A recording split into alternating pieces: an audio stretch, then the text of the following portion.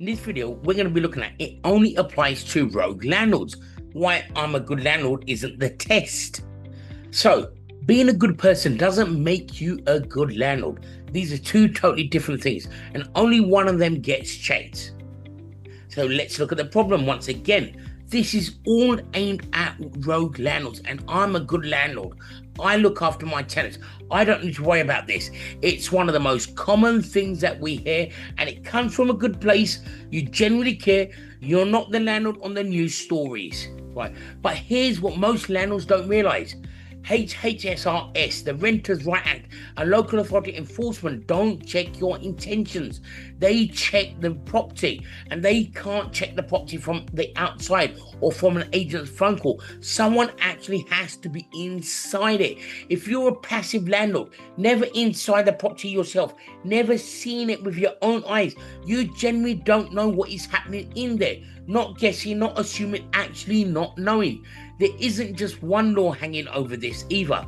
There are around 18 different legal frameworks a council can draw on when they're looking at your property. Fitness for human habitation, by being one of many. Most landlords have never even heard of most of them. So what are the consequences of this attitude? And here's the part that changes everything. This is no longer about waiting for something bad to actually happen. It used to be something goes wrong, someone gets hurt, then enforcement follows. That's now not how it works anymore.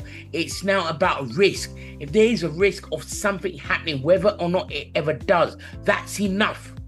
You are taking money from your tenant every single month for that property. If any part of it carries a category 1 risk, action is mandatory, whether or not anyone has actually been harmed yet or not. Category 2 carries fines and penalties also, even though, as it says on the government's website, it's initial and minor offences. Right, so this varies from council to council and officer to officer at their discretion at how they view these.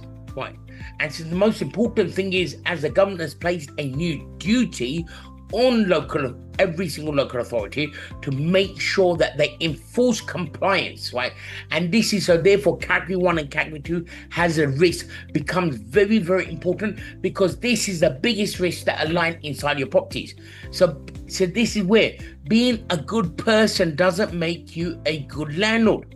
So if you don't know that your property carries category 1 and category 2 risks, automatically, right, that changes things. A good landlord knows their responsibilities, and if you generally don't know what those responsibilities are, the honest answer is you shouldn't be operating as a landlord until you do, as far as they're concerned. Because whether you find that far-fetched or not, you're putting someone's life at risk by not knowing. That is the attitude, right, that the law states, views. So what's the solution? So don't let being a good landlord replace actually knowing.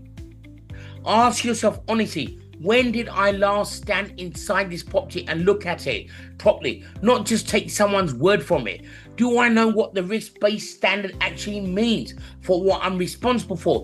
So you need to get a proper category 1 and category 2 risk assessment survey done. It tells you exactly where the risks sit before it even becomes an incident. Because don't forget, what as the government's website states, they carry fines and penalties from £7,000 up to £40,000 per offence. So you need to get yourself trained. Understanding your responsibility isn't optional anymore. Right? It's not an extra knowledge. It's the baseline for being allowed to do this at all. Become a free member with us. It costs you nothing. And it means being a good landlord and being a compliant one finally line up. Right? So the action that you need to be taking, let's go over everything again. Right? In summary, being a good landlord is admirable, but good intentions were never the standard. And now it's not even about an incident, if it's about risk sitting there right now, whether you've seen it or not. So book yourself in a free 30-minute consultation with us. It's no cost, no pressure. We'll walk you through everything, what the risk-based standard actually means for your property.